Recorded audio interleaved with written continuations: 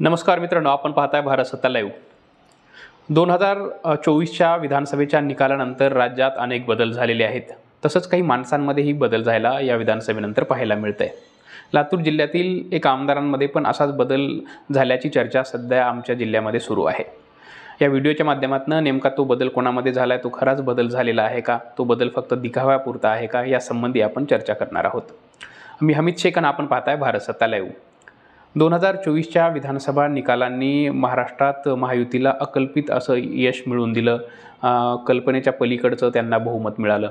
सगळ्या राजकीय अंदाज, सगळे राजकीय आखाडे यांना चेकमेट करत महायुतीनं प्रचंड अशा बहुमताने राज्यात सत्ता मिळवली आणि यानंतर राज्यातल्या समीकरणामध्ये मोठ्या प्रमाणात बदल झालेला आपण पाहतोय।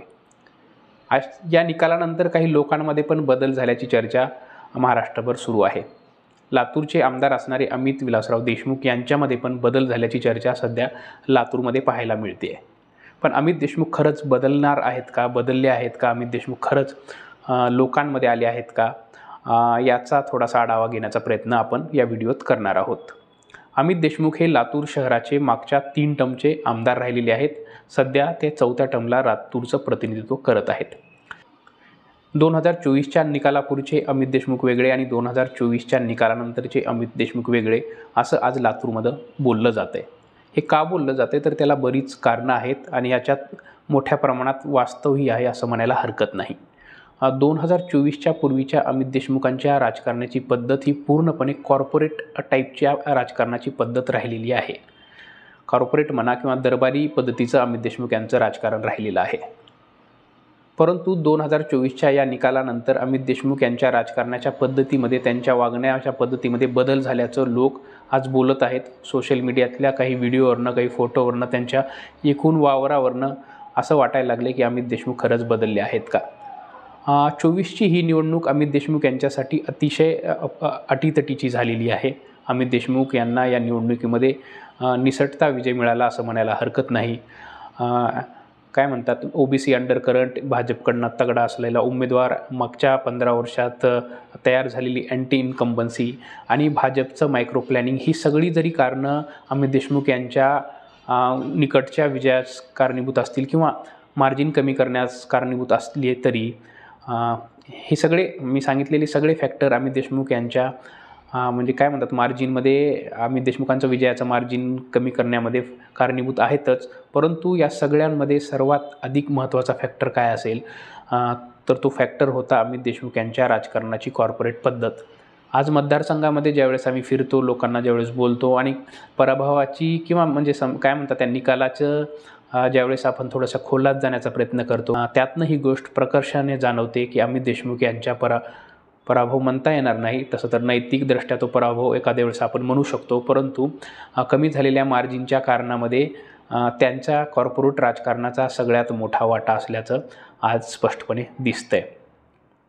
म्हणजे कॉर्पोरेट राजकारण म्हणजे कसं, अमित देशमुख यांचं राजकारण दरबारी स्वरूपाचं राजकारण यापूर्वीचं राहिलेलं असल्याचं अनेक लोक बोलत असतात, अनेक लोक अनुभवातून सांगत असतात। ते लोकांना भेटत नाहीत, लोकांना सहज अवेलेबल होत नाहीत, फोनवर भेटत नाहीत, प्रत्यक्षात पण भेटायला मोठी प्रोसेस पार करून त्यांना जावं लागतं, कामांकडे लक्ष देत नाहीत, लातूरच्या प्रश्नांवर लक्ष देत नाहीत, असा 2024च्या निकालापूर्वीचा अमित देशमुख यांच्या बाबतीतचा समज तमाम लातूरकरांचा राहिलेला आहे। याच मुद्द्यावर विरोधकांनी विधानसभेच्या प्रचारादरम्यान मोठ्या प्रमाणात त्यांना टार्गेट करण्याचाही प्रयत्न केलेला आपण सगळ्यांनी पाहिलेला आहे।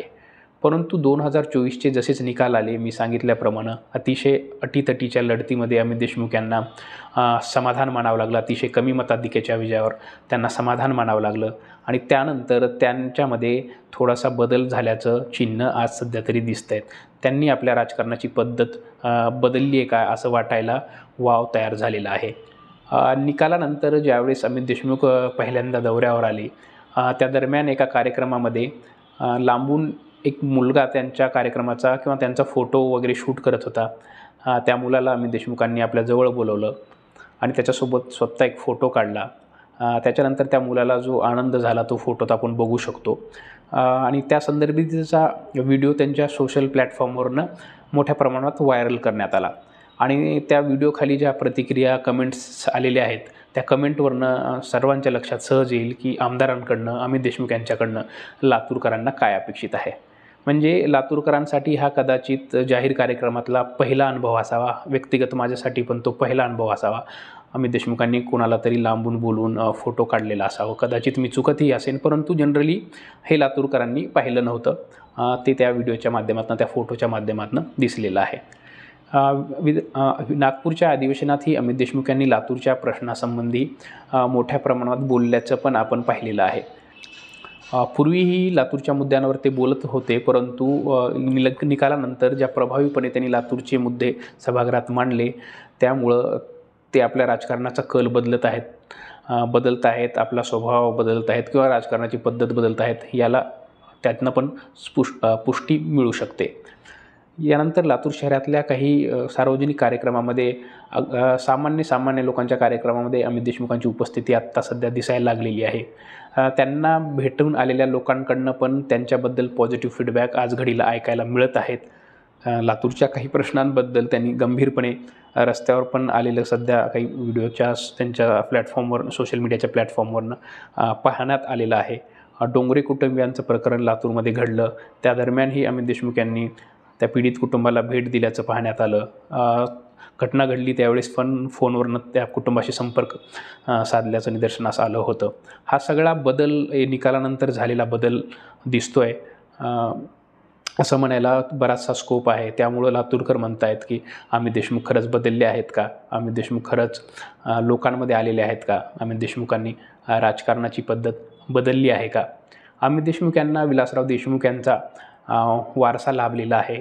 विलासराव देशमुख मुख्यमंत्री असताना अगदी सामान्य ॲटोवाले, रिक्षावाले, ट्रकवाले यांचे फोन उचलायचे आणि लोकांच्या प्रॉब्लेम सॉल्व करायचे. लातूरकरांनाही विलासरावानंतर आपल्या नेत्यांकडनं तीच अपेक्षा आहे, परंतु विलासराव परत होणे नाही. विलासराव एकदाच झालेले आहेत, आता परत विलासराव होणार नाही आहेत.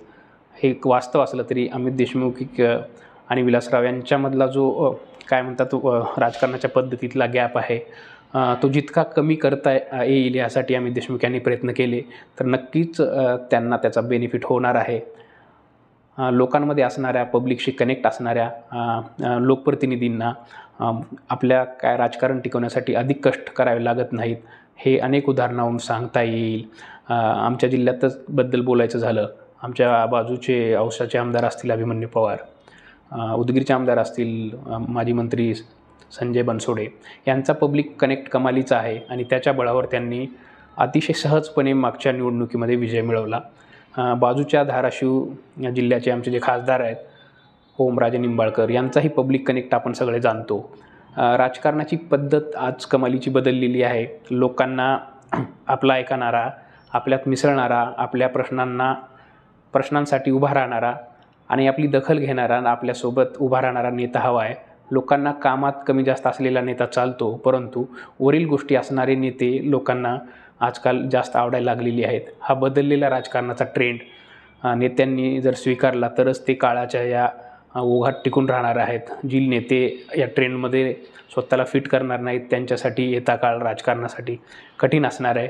अमित देशमुख यांना पण नक्कीच या सगळ्या गोष्टींचा फायदा तोटा होणार आहे. त्यांनी जर राजकारणाची पद्धत खरंच त्यांनी बदलली असेल, ते सामान्य लोकांना जाणार असेल, लोकांच्या प्रश्नांसाठी रस्त्यावर येणार असतील, तर येत्या काळात त्यांना नक्कीच याचा फायदा होणार आहे. पण ही सगळी बदललेली पद्धत तात्पुरती असेल, सोशल मीडियासाठी असेल, दाखवण्यासाठी असेल, तर याचा विशेष काही लाभ होणार नाही. काळ बदलला आहे. सोशल मीडियाच्या माध्यमातून लोक मोठ्या प्रमाणात व्यक्त व्हायला लागलेली आहेत. प्रत्येकजण पत्रकार झालेला आहे, शोध पत्रकार झालेला आहे. लोक मोठ्या प्रमाणात व्यक्त व्हायला लागलेली, तर आपली मतं मांडायला लागलेली आहेत. त्यामुळं राजकारणाची पद्धत ही आपल्याला बदलावी लागेल. नसाल बदलणार तर लोक तुम्हाला बदलतील, याबद्दल काहीच शंका असायचं कारण नाही. तुम्हाला याबद्दल काय वाटतंय कमेंट बॉक्समध्ये तुम्ही सांगू शकता. भारत सत्ताला लाईक, शेअर आणि सबस्क्राईब करायला विसरू नका. धन्यवाद.